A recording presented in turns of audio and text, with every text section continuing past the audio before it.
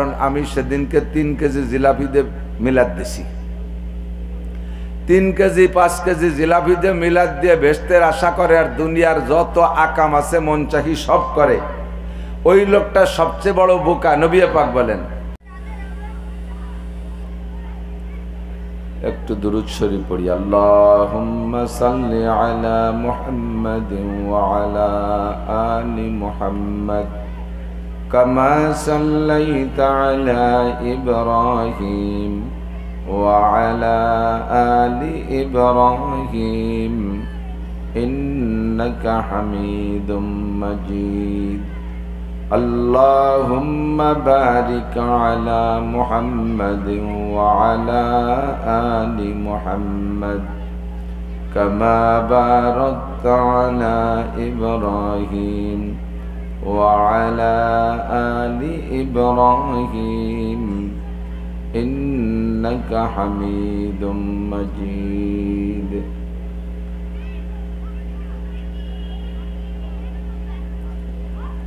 ঐতিহ্যবাহী জামিয়া ইমদাদিয়া মাদানিয়া হাফেজিয়া এতিমখানা কেশবপুর যশোরের উদ্যোগে আয়োজিত 30তম আজিমুশান ওয়াজ মাহফিল। আজকের মাহফিলের সম্মানিত সভাপতি দাওয়াতি উলামায়ে কেরাম, মাদ্রাসার সুযোগ্য সুদক্ষ মোহতামিম সাহেব হুজুর, আসাতিজায়ে কেরাম, আজিজ আমতুলাবা, প্রাণপ্রিয় দেশবাসী, শাবান মাসের 2 তারিখ, আর মাত্র 1 মাসও পুরা নাই। আসতেছে সাইয়্যিদুশ শুহুর। সমস্ত মাসের নেতা মাস রমজান মাস। গত মাস চলে গেছে রজব মাস, চলতি মাস শাবান মাস, আসন্ন মাস রমজান মাস। পরপর 3টি মাসই একের পর এক দামি। এরপরে আর 3টে মাস আশহুরুল হজ সালাসা, হজের মাস 3টি, শাওয়াল, জিলকদ, জিলহজ 3 মাসকে বলা হয় হজের মাস। হজ উপলক্ষে সে 3 মাসও দামি। এ 6 মাসের পরে আসতেছে আবার আরবি নববর্ষের প্রথম মাস মুহররম মাস, যে মাসটা অনেক দিক দিয়ে অত্যন্ত গুরুত্বপূর্ণ। পরপর দামি 7টি মাসের দ্বিতীয় মাস শাবান মাসের 2 তারিখ রাত্রে একটা হেফজখানা মাদ্রাসার পক্ষ থেকে আয়োজিত নুরানি কুরআনি মাহফিলের ময়দানে আল্লাহ পাক রব্বুল আলামিন আমাদেরকে অঞ্চলের লাখ লাখ মানুষের মধ্য থেকে বাছাই ছাঁটাই করে সাময়িক জান্নাতের বাগানে বসার যোগ্য মনে করে ডেকে নিয়ে আসছেন। জান্নাতের বাগানে আসতে পেরে, বসতে পেরে, শরীক হতে পেরে আমরা সকলে শুকর আদায় করি আলহামদুলিল্লাহ। বয়ান শোনার জন্য কিছু আদব আছে, আর আদব বড় দামি জিনিস। স্বয়ং নবী আলাইহিস সালাতু ওয়াস সালাম বলেন, আদাবানি রব্বি। আদব বেশি জরুরি হওয়ার কারণে এ আদব স্বয়ং আল্লাহ পাক আমাকে শিক্ষা দিয়েছেন। হুজুর বলেন, মাউলিদা লাহু ওয়ালাদুন ফালিহসিন ইসমা ওয়া আদাবা। কেউকে যদি আল্লাহ তাআলা সন্তান দেয় তো আব্বার উপরে দায়িত্ব হলো সন্তানকে সুন্দর নাম রাখবে আর তাকে আদব শিক্ষা দেবে। আদব বড় দামি হওয়ার কারণে নবী পাক সাল্লাল্লাহু আলাইহি ওয়াসাল্লাম আদব সংক্রান্তে এমন অনেক হাদিস বলেছেন। কুরআনে কারীমের মজলিসের আদব কেমন হবে স্বয়ং আল্লাহ পাক নিজেই শিক্ষা দিয়েছেন। ওয়া ইযা কুরিআল কুরআনু ফাসতামিউ লাহু ওয়া আনসিতু। যখন কোরআন শরীফ রিডিং তিলাওয়াত করা হবে, তরজমা হোক আর না হোক, শুধু তিলাওয়াত হবে, এটাও যদি তোমার কানে যায় ফাসতামিউ, অন্তরের কান দিয়ে শোনো। অন্তরের কান দিয়ে শুনতে হলে আপনার অবস্থাটা কেমন হতে হবে? আল্লাহ পাক বলেন ওয়া আনসিতু, কথা অন্তরের কান দিয়ে শুনতে হলে তুমি ওই অমত অবস্থায় মুখের সব কাজ বন্ধ রাখবা। ইনসাত মানে মুখ বন্ধ রাখা, চুপ থাকা। কিসের থেকে মুখ বন্ধ রাখতে হবে? 1 নম্বরে আলোচনা চলাকালে কথা বলা যাবে না। 2 নম্বরে আলোচনা চলাকালে মুখের আর যে কাজ, বাদাম খাওয়া, চানাচুর খাওয়া, পটেটো খই, ভুট্টোর খই, মোবাইল করা, এই সব কাজ থেকে মুখরে বিরত রাখতে হবে। হুকুম কার? এ কথাও খেয়াল করেন নাই বিদায় সাক্ষী দিতে সাহস পান নাই বা সেভাবে সাড়া পেলাম না। অন্তরের কান দিয়ে শোনা আর মুখের কাজ বন্ধ রাখার অর্ডার কার? আর আল্লাহর অর্ডার কমপক্ষে ওয়াজিব। আল্লাহর হুকুম কিছু ফরজ, কিছু ওয়াজিব। তো ফুকাহায়ে কেরাম, মুফতিয়ানে কেরাম বলেন কুরআনে কারীম, বাতাস দিয়েন না, কুরআনে কারীম তেলাওয়াত বা তরজমা তাফসীর চলাকালে অন্তরের কান দিয়ে শোনা আর মুখের কাজকে বন্ধ রাখা এটা ওয়াজিব। ওয়াজিব যদি নামাজের মধ্যে তরক হয়, সিজদা দিলি সারে। খেয়াল করেন নাই? নামাজের মধ্যে ওয়াজিব তরক হলে সমাধানের পদ্ধতি কি? সিজদা। হজের মধ্যে যদি ওয়াজিব তরক হয়, তার সমাধানের পদ্ধতি একটা কুরবানি করে দেওয়া। আর ওয়াজের মাহফিলে যদি ওয়াজিব তরক হয়, এর সিজদা কি? এর কোনো সমাধানের ব্যবস্থা নাই। এর সমাধানের ব্যবস্থা তওবা করা ছাড়া উপায় নেই। তো ওয়াজ শুনতে আসলাম, নেকি কামাই করতে আসলাম, এখানে যে এসে যদি আবার উল্টো পাল্টা করে গুনাহ কামাই করি, 3 টাকা কামাই করে যদি 14 সিকি খরচ করি, 14 সিকি বোঝেন? 14 সিকি মানে কত? 3.5 টাকা। 3 টাকা কামাই করে 14 সিকি খরচ হয়ে গেলে 8 আনা আপনার লস থাকবে। পুরো মাঠটা কিছুক্ষণের জন্য নেকির কারখানা। আপনাদের জন্য এখানে তবারক রান্না হয়েছে কিনা আমি জানি না, তো আশা করি হয় নাই। তো অবশেষে আপনারা মেহমানদারিও পাবেন না, তবারকও পাবেন না, পয়সা কড়ি তো পাবেনই না, বরঞ্চ ইনশাআল্লাহ আমরা পকেট ঝাড়িয়ে নিয়ে নেব। আপনারা এর বিনিময় নেবেন 1 বস্তা নেকি। রাজি আছেন তো? সত্যি রাজি আছেন? নেকি কামাই করার ব্যাপারে নবী পাক বলেন আল কাইয়িসু মান দানা নাফসাহু ওয়া আমিলা লিমা বাদাল মাউত। চালাক, চালাক বোঝেন তো? চালাক, জ্ঞানী, হুঁশিয়ার, বুদ্ধিমান।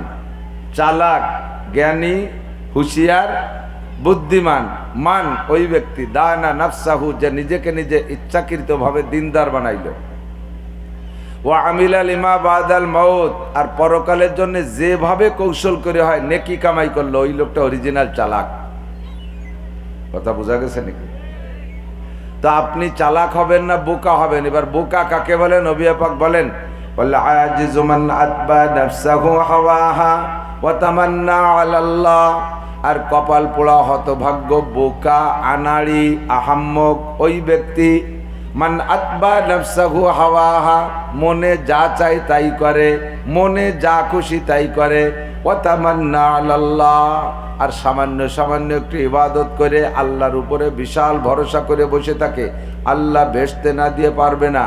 নামাজ না পড়লেও আল্লাহ বেহেশতে না দিয়ে পারবে না। রোজা না রাখলেও আল্লাহর পর বিশ্বাস আছে আল্লাহ বেহেশতে না দিয়ে পারবে না। ফরজ ওয়াজিব তরক করলেও আল্লাহ অত খারাপ না, আল্লাহ বেহেশতে না দিয়ে পারবে না। কারণ আমি সেদিনকে 3 কেজি জিলাপি দিয়ে মিলাদ দিছি। 3 কেজি 5 কেজি জিলাপি দিয়ে মিলাদ দিয়ে বেহেশতের আশা করে আর দুনিয়ার যত আকাম আছে মন চাহি সব করে, ওই লোকটা সবচেয়ে বড় বোকা নবী পাক বলেন। আর চালাককে যে কোনো কায়দায় কৌশল করে যত চালাকি করে পারা যায় নেকি কামাই করার পথ অবলম্বন করে, ওই লোকটা অরিজিনাল চালাক। কতক্ষণ না কেন? আমাদের সমাজে চালাককে যে যত বড় ফাঁকিবাজ সে তত বড় চালাক, যে যত বড় সিটার, বাটপার, ধোঁকাবাজ সে তত বড় চালাক। মূলত এইটা চালাক না, ওটা বোকা। আর যে নেকি কামাই করে কৌশল করে ওইটা হলো চালাক। তো আপনারা কি বোকা হতে চান না চালাক হতে চান? নবীর ভাষা এই পাশালারা বোকা হতে চায়, কথা কই না, আমি তো উপরেতে শুনতেছি। সবাই বলেন বোকা হতে চান না নবীর ভাষায় চালাক হতে চান? চালাক। নেকি কামাই করবেন? হুজুর বলেন সহজে নেকি কামাই করার একটা বুদ্ধি দেই। যার সামনে যে ফাঁকা জায়গা আছে ওইটুক যদি আগায় বসে পুরোই দেন, তাহলে আপনাকে এই মুহূর্তে 10 বছর ইতিকাফের নেকি দেওয়া হবে।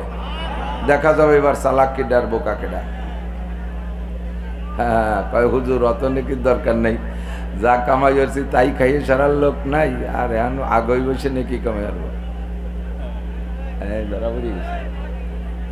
চালাক আর বোকা অল্পের মধ্যে ভাগ হয়ে যাবে। যারা দূরে বসে থাকবে তারা বোকাদের কাতারে থাকবে। চতুর্দিকে দরজা খোলা, হারকে কাহি গো বেরোয়া, হারকে কাহি গো বেয়া, দারোগি রো হাজব দরবাদরি দরগাহেনি। চতুর্দিক দিয়ে গেট, যার খুশি যে কোনো সময় চলে যেতে পারবেন। এখানে ঢুকতে টিকিট কাটা লাগে নাই, বেরোয় যাওয়ার সময় টিকিট জমা দিয়ে যাওয়া লাগবে না। পুলিশ নাই, দারোগা নাই, চকিদার নাই, দফাদার নাই, দারোয়ান নাই, পাহারাদার নাই, কোনো বাধ্যবাধকতা নাই। হারকে কাহি গো বেরোয়া, হারকে কাহি গো বেয়া, যার খুশি আসেন, যার খুশি চলে যান। মানি তাজা ফাইন্নামা ইয়াহতাদিলি নাফসি ফামান শাআ ফালইউমিন ওয়া মান শাআ ফালইয়াকফুর। যার মনে চায় ঈমান আনেন, যার মনে চায় না আনেন না, যার মনে চায় আমল করেন, যার মনে চায় না করেন না। আল্লাহ পাক কোনো জবরদস্তি করে দেন নাই, তবে করলে আপনার লাভ, না করলে আপনার লস। কথা বলেন ঠিক কিনা? যত সুন্দর করে বসবেন তত বক্তার উপরে, শ্রোতার উপরে আল্লাহর রহমত নাজিল হবে। আল্লামা জালালউদ্দিন রুমি রহমাতুল্লাহ আলাইহি মসনবী শরীফ বড় একটা কিতাব, 16 খণ্ড, 30 পারা কোরআন শরীফ উনি কাব্য আকারে লিখেছেন, ফার্সি কাব্যে, যাকে বলা হয় শের। আরবিতে, ফার্সিতে বলে শের, আরবিতেও বলে শের।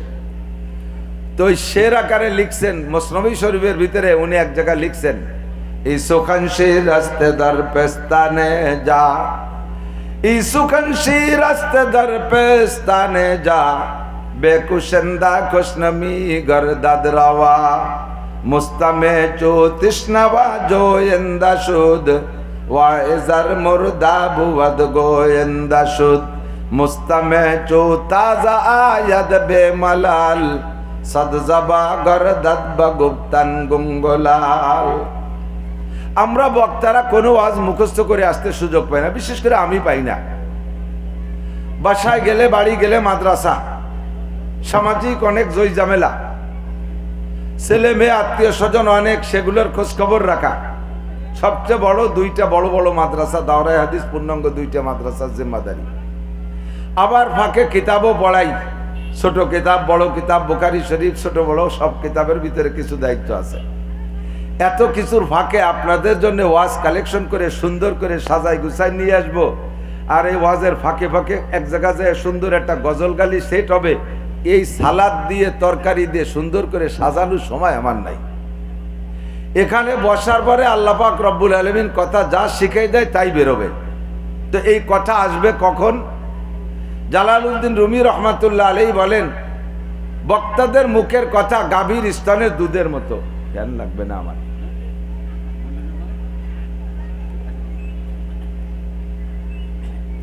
বক্তাদের মুখের কথা উলামায়ে কেরাম, তুলাবায়ে আযম মনে রাখবেন, কারণ কিতাবাদি পড়াপড়ির দিন শেষ। আল্লাহর ফজলে বড় বড় নিয়ামত হাতে ঢুকে গেছে, এত বড় বড় মোবাইল। এই মোবাইল যার হাতে ঢুকছে তার লেখাপড়ার জিন্দেগি লাইফ শেষ। পড়ে লিখে যে 2 কথা মাঠে বলবা সেদিন শেষ হয়ে গেছে। উলামায়ে কেরাম যা বলে, যারা পড়ে আসছে তাদের সব কথাগুলো স্মরণ রাখতে হবে, একদিন 2 খাতি পারবা আল্লাহ বাসালি। কাজেই সব কথা মনে রাখতে হবে। তো জালালউদ্দিন রুমি রহমাতুল্লাহ আলাইহি বলেন, বক্তাদের মুখের কথা গাভীর স্তনের দুধের মতো। একটা গাভীতে 10 কেজি দুধ হয়, প্রত্যেকদিন সকাল 10টায় এই দুধ বের করেন। তো আজকেও 10টায় দোয়াইলে 10 কেজি দুধ হইতো, কিন্তু গাই দোয়ানোর নির্দিষ্ট সময়ের আগে, আধা ঘন্টা আগে গাভীটারে জবাই করে ওর পেট ফাড়লে, ওর স্তন অপারেশন করলে কোনো জায়গা কি 10 কেজি দুধ জমা করা পাবেন? থনের ভিতরে আধা কেজি, 1 পোয়া পাওয়া যেতে পারে, 10 কেজি পাবেন না, ঠিক না? অথচ আধা ঘন্টা পরে দোয়াইলে 10 কেজি হইতো। গতকাল সকাল 10টায় দোয়াইয়া ছেড়ে দিছি, 23.5 ঘন্টায় পেটের মধ্যে 10 কেজি জমা হলো না, মাত্র আধা ঘন্টা পরে দোয়াইলে 10 কেজি হইতো। এই আধা ঘন্টা পরে 10 কেজি কোত্থেকে আসে, কিভাবে আসে? যে আল্লাহ আধা ঘন্টায় 10 কেজি বানাবে, ওই আল্লাহ 23.5 ঘন্টায় তোর পেটটায় 1.5, 2, 5 মণ দুধ দিয়ে ভরি ফেলানো উচিত ছিল। তা তো নাই কোনো জায়গা। এই আধা ঘন্টায় দুধ তৈরি হয়, বানায় কে? আল্লাহ পাক রব্বুল আলামিন বানায়। কেন বানায়, কখন বানায়? যখন গাভীর বানে বাছুরে জিহ্বা দিয়ে চাটা শুরু করে তখন দুধ হয়, একেবারে জাস্ট ওই সময় হয়। তাও কোত্থেকে দুধ আসে? আল্লাহ পাক বলেন মিন বাইনি ফারাসিন ওয়া দামিন লাবানান খালিসা তানাগিরিয়াদ কুদাকে হালওয়া বুরুশ বাহরে বক্সা ইয়াসনমি আয়াদ বাজোশ তানাগিন্নাত তেপলে কায়ে জোশ আদলাবান গরনা নালা দাব্রো কায়ে খান্দাত চামান। আল্লাহু আকবার। বাচ্চা যখন, দুধের বাচ্চা যখন কান্না শুরু করে, মায়ের বুকের ভিতরে থেকে শিরশির করে স্তনের মধ্যে দুধ আসে। যতক্ষণ পর্যন্ত বাচ্চায় না কাঁদে, মায়ের স্তনে দুধ তৈরি হয় না। যতক্ষণ পর্যন্ত বাছুরে বানে জিহ্বা দিয়ে চাটা শুরু না করে, অতক্ষণ পর্যন্ত দুধ তৈরি হয় না। যখন বাছুরে বানে জিহ্বা দিয়ে চাটে, আল্লাহ কয় আমি তখনই, আমার একটা মেশিন আছে, ওই মেশিন দিয়ে আমি দুধ বানাই। মেশিনটার নাম হলো কুন মেশিন। কি মেশিন? কাপনুন পেশ কুন, একটু কন্যার সাথে। কুরআন শরীফের হরফ 2টা হরফ, মান করা হরফাম মিন কিতাবিল্লাহ ফালাহু হাসানাতুন ওয়াল হাসানাতু বিআশরি আমসালিহা। আমার নবী বলেন কোরআনে কারীম থেকে একটা হরফ যদি তুমি পড়ো, তরজমা বোঝা লাগবে না, এক এক হরফে তোমাকে 10টা করে নেকি দেওয়া হবে। মেশিনটার নাম হলো কুন মেশিন, কাপনুন পেশ কুন। পাইলাম কোথায়? সূরা ইয়াসিন। আরো কোরআন শরীফের বিভিন্ন জায়গা আছে, ওয়া ইযা আরাদা শাইআন আইয়াকুলা লাহু কুন ফায়াকুন। আল্লাহ যাহা কিছু করার ইচ্ছা করেন, আল্লাহ হাতও ব্যবহার করে না, কোনো মেশিন ব্যবহার করে না, ইন্ডাস্ট্রিজ কলকারখানা কিছুই লাগে না, মাত্র কুন শব্দ ব্যবহার করে আর সঙ্গে সঙ্গে হয়ে যায়। কুন শামসান, সূর্য হও, হয়ে গেল বিশাল সূর্য। কুন কমারান, চাঁদ হও, হয়ে গেল বিশাল চাঁদ। কুন সামাআন, হয়ে যাও আসমান, হয়ে গেল 7টা আসমান। কুন আর দিন, হয়ে যাও 7টা জমিন, সঙ্গে সঙ্গে 7টা জমিন হয়ে গেল। কোন মালাইকা, ফেরেশতা হও, ফেরেশতা হয়ে গেল। কোন জিন্নাত, জিন হও, জিন হয়ে গেল। শুধুমাত্র 5টা জিনিস বানাইলেন আল্লাহ হাত দিয়া। 1 নম্বরে আল্লাহর আরশ বানাইছে আল্লাহর হাত দিয়া। 2 নম্বরে আল্লাহর কলম বানাইছে আল্লাহ হাত দিয়া। 3 নম্বরে জান্নাতে আদন, 8টা জান্নাতের একটা জান্নাতের নাম জান্নাতে আদন, এইটা বানাইছে আল্লাহ হাত দিয়া। 4 নম্বরে মুসা আলাইহিস সালাতু ওয়াস সালামের কিতাব তৌরাত লিখেছেন আল্লাহ হাত দিয়া। 5 নম্বরে সমস্ত মানুষের মাথা বানায় আল্লাহ হাত দিয়া। যখন বাছুরে বাণী জিহ্বা দিয়ে চাটা শুরু করে, তখনই আল্লাহ পাক কুন লাবানান শব্দ উচ্চারণ করে, আর সঙ্গে সঙ্গে পেটের ভিতরে 10 কেজি দুধ হয়। আর এই দুধ আসে কোন জায়গা থেকে? পেটের ভিতরে 2টা নাপাক জিনিসের থেকে। মিমবাইনি ফারাসি ওয়া দাম, দম মানে রক্ত, ফরাস মানে গোবর। গোবর আর রক্তের মাঝ দিয়ে আল্লাহ পাক নির্যাস বের করে বিশ্বের শ্রেষ্ঠ সাদা, দৃষ্টান্তমূলক সাদা 10 কেজি দুধ বানাইয়া দেয়। এবার জালালউদ্দিন রুমি বলেন, বক্তাদের মুখের কথা গাভীর বানের দুধের মতো। গাভীর বানে যখন দুধ তৈরি হয়, দুধ তৈরি হওয়ার আগে প্রসেস করা লাগে, বাছুর দিয়ে চাটানো লাগে। কথা কন, এরে কয় পানানু। কি কয়? পানানু কয় না? তো বাছুরি যখন পানায় চাটে তখন দুধ থনে ভরে। বাছুরি যদি বানে না চাইটা মার মুখ চাইটে দেয়, দুধ হবে? পাশা চাইটে দেয়, পেট চাইটে দেয়, দুধ হবে? চাটা লাগবে কোন জায়গা? বানে চাটা লাগবে, নইলে দুধ আসবে না। Same quality. বক্তাদের মাথার মধ্যে ওয়াজ লেখা নাই, জিহ্বায় ওয়াজ লেখা নাই, বুকের মধ্যে ওয়াজের মেমোরি কার্ড ঢোকানো নাই। এখানে যখন বসে শ্রোতারা বাছুরের মতো বক্তার জিহ্বের সাথে নিজের জিহ্বাকে, বক্তার মুখটাকে মনে করতে হবে বায়ের বান, আর নিজেকেও নিজের চক্ষু আর অন্তরকে বাড়াইতে হবে জিহ্বা। অন্তর জিহ্বা দিয়ে আর অন্তর চক্ষু দিয়ে যখন বক্তার দিকে চাতকের মতো তাকায় থাকে, আর সে আজিমের মালিক বক্তার মাথার মধ্যে দিয়া সিনার মধ্যে হইয়া জিহ্বার মাধ্যমে সুন্দর সুন্দর কথা তৈরি করে বের করে। এসো খানসি রাস্তে দর পেস্তানে যা বেকুশেন্দা খুশনমি গরদাদ রাওয়া মুস্তামে চু তৃষ্ণাবা জোয়েন্দা সুদ। শ্রোতারা যখন পিপাসিত হইয়া আগ্রহের সাথে বসে থাকবে, মুস্তামে চু তৃষ্ণাবা জোয়েন্দা সুদ গয় ওয়াইজার মুরদাবুয়াদ গোয়েন্দা সুদ। বক্তা যদি একেবারে কাহিল দুর্বল মরা মরাও হয়, তবু আল্লাহ তাআলা তার জবান দিয়ে নুরানি কথা বের করে দেয়।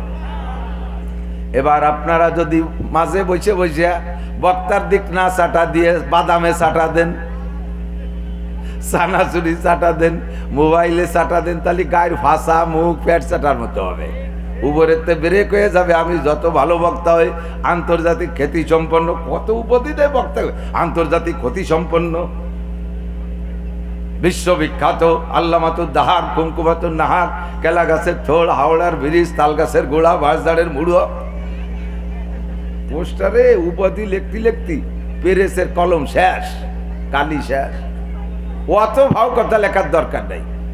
যেদিন বক্তার নামে বেশি প্রশংসা ঝাড়া হয়, ওই দিন বক্তার ভিতরে একটা ওজব আসে, একটা অহংকার আসে, আর তার মাথার কথা আসে না, উপরের থেকে সব ব্রেক হয়ে যায়। বিশ্ব ইজতেমা চলতেছে, দেখেন বিশ্ব ইজতেমা পৃথিবীতে হজের পরে সবচেয়ে বড় মজমা বিশ্ব ইজতেমা।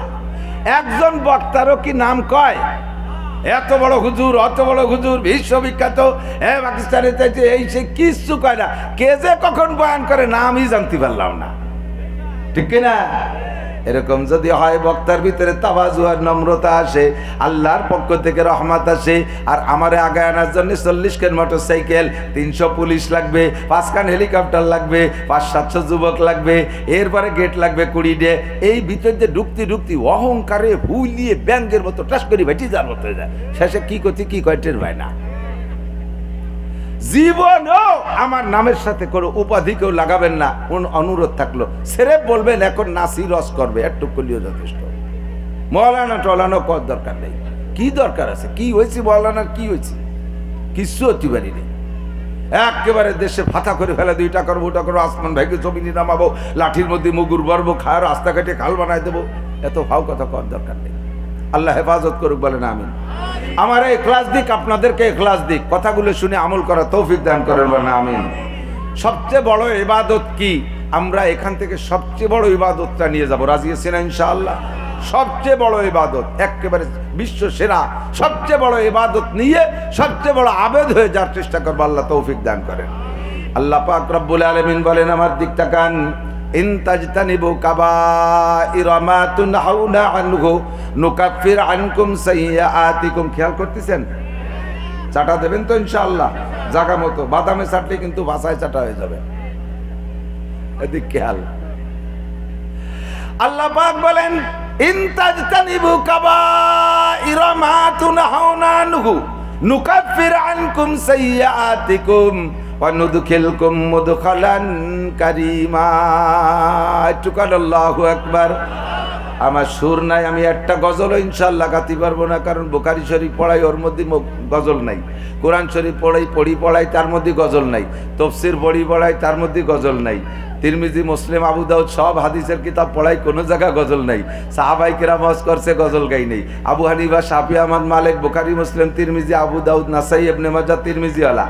এরপরে মঈনুদ্দিন চিশতি, নিজামুদ্দিন আউলিয়া, কুতুবুদ্দিন বখতিয়ার কাকি, হাজী ইমদাদুল্লাহ মুহাজিরে মক্কি, আল্লামা রশিদ আহমদ গাঙ্গুহি, আনোয়ার শাহ কাশ্মীরি, হুসাইন আহমদ মাদানী, যত বুজুর্গানে দিন দেখছি কেউ গজের মধ্যে গান গাই নাই। সাইদি সাহেবের বয়ানের মধ্যে গজল পাই নাই, গান পাই নাই। সরমনের পীর সাহেবের হজের মধ্যে গজল পাই নাই, গান পাই নাই। কোনো জায়গা পাই নাই, বিদ্যা শিখি নেই, মুখস্থ করি নেই। শিখছি কোরআনের হাদিস, তার সাথে মিলিয়ে, বাস্তবকে মিলিয়ে কিছু কথা বলার চেষ্টা করি। সুরও নাই, তালও নাই, সুরও নাই, নূরও নাই। আপনারা বিরক্ত হবেন? বুঝবেন তো ইনশাআল্লাহ? নিয়ে যার নিয়ত আছে। আল্লাহ পাক আমি শুরুতে অল্পের মধ্যে বলে ফেলাইছি, 5টা জিনিস বানাইছে আল্লাহ হাত দিয়ে। কয়টা? যার উপরে যার মেহনত যত বেশি, তার প্রতি তার দরদও তত বেশি, ঠিক না? সন্তান জন্ম দিতে বাপের চাইতে মায়ের পরিশ্রম কম না বেশি? মায়ের পরিশ্রম বেশি না? বাপের কি বা পরিশ্রম, যেটা হবার হয়ে গেছে। বাকি সম্পূর্ণ পরিশ্রম তো মায়েরই। 9-10 মাস পেটে রাখা, খাইতে পারে না, শুইতে পারে না, ঘুমাইতে পারে না, বাথরুম করতে পারে না, কত ঝামেলা। সর্বোপরি কষ্ট ডেলিভারি যন্ত্রণা। হাজারো মা বাচ্চা ডেলিভারির সময় মারা যাচ্ছে। জীবনে কত বড় পরিশ্রম করলে যে মানুষ পরিশ্রমের ভিতর দিয়ে মারা যায়। মেডিকেল সায়েন্সের বিজ্ঞানীরা গবেষণা করে বের করেছে, একজন পুরুষ যদি 50 বছর পর্যন্ত জীবনে শ্রেষ্ঠ পরিশ্রম একটানা করে, তার এই 50 বছরের পরিশ্রমকে একত্রিত করলে যতটুকু হবে, একজন প্রথম মা তার প্রথম সন্তানকে নর্মাল ডেলিভারি দিতে তার চাইতে বেশি পরিশ্রম হয়। যার কারণে সন্তানের প্রতি মায়ের দরদও বেশি, বাপের চাইতে মায়ের পরিশ্রম বেশি, কষ্ট বেশি, এজন্য সন্তানের প্রতি দরদও বেশি। আপনারও নিজের করা জিনিসের প্রতি যে দরদ, অন্যের করে দেওয়া জিনিসের প্রতি সে দরদ হবে না। দেখি এক যুবক বসে বসে একজোড়া ছিঁড়া স্যান্ডেল, দামি একটা শাল, শাল চেনেন তো, 2025 সাল, কাশ্মীরি শাল, 12,000 টাকা দামের শাল। এই শালের কেনি দিয়ে স্যান্ডেল পরিষ্কার করতেছে, ডেলি ডেলি স্যান্ডেল। স্যান্ডেল জোড়ার বয়স বছর 3 কবে। ওরে মুসির দোকানি নিয়ে পাল্টাতি ওর মূল ফ্রেমে কিচ্ছু নাই, ওই জোড়া তালি দিয়ে স্যান্ডেল হয়ে গেছে। সেই স্যান্ডেল মালিশ করতেছে, পরিষ্কার করতেছে 12,000 টাকা দামে শালের কেনি দিয়ে। জিজ্ঞেস করলাম, এই যুবক, এমন ছেঁড়া স্যান্ডেল এই দামি শাল দিয়ে মুসিস, ঘটনা কি? শাল কার আর স্যান্ডেল কার? কয় স্যান্ডেল জোড়া আমি 3 বছর আগে কিনছি, ভ্যান চালাইয়া, গায়ের রক্ত পানি করা, ঘাম জড়ানি টাকা দিয়া। আর শালটাই গত বছর আমার শ্বশুর দেশে। শাল দেশে কিনা শ্বশুর, কিন্তু তোর পয়সা লাগে নাই। আর স্যান্ডেল কিন্তু নিজের রক্ত পানি করা টাকা দিয়ে কিনছে, যার কারণে স্যান্ডেলের প্রতি এমন মায়া। শ্বশুরের দেওয়া 12,000 টাকা দামের শালের কেনি দিয়ে স্যান্ডেল মোছে। ওই শাল যদি ও নিজের টাকা দিয়ে কিন্তু স্যান্ডেল মোছা তো দূরের কথা, গায়েও দিত না, তোর মাহাইয়া ট্রাঙের মধ্যে থুয়ে দিত। বছরে একবার রোদি বেরোইয়া টানাইতো, তার ওই ছিয়া জায়গা যে দাঁড়াতো। শাল গায়ে দেওয়া যাবে না, শালে ছায় দাঁড়াই, এর বেশি আর শালরে ব্যবহার করতো না। আল্লাহ পাক রব্বুল আলামিন বলেন, দুনিয়ায় যা কিছু সৃষ্টি করেছি সব সৃষ্টি করেছি আমি কোন শব্দ দিয়া? আর এই 5টা জিনিস বানাইছি আমি হাত দিয়া। তোর মধ্যে বাকি 4টের চাইতে মানুষের উপরে আমার দরদ বেশি। আমার আরশও জান্নাতে যাবে না, আমার কলম জান্নাতে যাবে না, তৌরাত কিতাব জান্নাতে দেওয়া হবে না। আরে জান্নাতে আদম তো আলাদা একটা জান্নাতি, ও জান্নাত নিজে কোনো স্বাদ উপভোগ করবে না, একমাত্র মানব জাতি জান্নাত উপভোগ করবে। ফেরেশতারা জান্নাতে যাবে না, ফেরেশতারা জান্নাতে যাবে না, জিন আর ইনসান 2টে জাতি জান্নাতে আর জাহান্নামে যাবে। কথা বলি ঠিক কি ঠিক না? এই জন্য মানুষকে আল্লাহ পাক রব্বুল আলামিন নিজ হাতে বানাইছে বড় দরদ কইরা। এই মানুষকে জাহান্নামে যাইতে দেখলে আল্লাহর খারাপ লাগবে। মানুষ জাহান্নামে আল্লাহই দেবেন, কিন্তু মানুষকে জাহান্নামে দেওয়ার জন্য আল্লাহ বানান নাই। যদি জাহান্নামে দেওয়ার জন্য বানাইতেন, সর্বপ্রথম মানুষ আদমকে বানাইয়া আল্লাহ জাহান্নামের মধ্যে রাখতেন।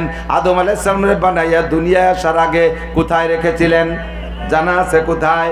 জান্নাতে রেখেছিলেন। যদি জাহান্নামের জন্য বানাইতেন তাহলে 6 মাস জান্নাতে রাখতেন, 6 মাস জাহান্নামে রাখতেন, 2 জায়গা ঘুরাই টুরাই তারপরে দুনিয়ায় পাঠাইতেন। আদম নবীকে আল্লাহ জাহান্নামের ভিতরে 1 সেকেন্ডও রাখেন নাই। প্রমাণ হলো মানুষকে বানাইছে আল্লাহ জান্নাতের জন্য। ও দোস্ত বন্ধু, এই জন্য আল্লাহ পাক মানুষকে বাঁচানোর জন্য, জান্নাতে দেওয়ার জন্য হাজারো পথ তৈরি করে রেখেছেন। আল্লাহ পাক বলেন, ওয়াল্লাযীনা জাহাদু ফীনা লানাহদিয়ান্নাহুম সুবুলানা ওয়া ইন্নাল্লাহা লামাআল মুহসিনিন। ও বান্দা, তুমি আমাকে পাইতে হলে তোমার জন্য রাস্তা দরকার। এই রাস্তা আমি হাজার হাজার রাস্তা তৈরি করে রেখেছি। তুমি যে কোনো রাস্তায় বৈধ পথে চেষ্টা করলে আমাকে পাইয়া যাইবা, যাতে তুমি কোনো না কোনো ভাবে জান্নাতে যাইতে পারো। তুমি দুনিয়ায়, তোমার দুনিয়ায় যাওয়ার সূচনা তোমরা জানো।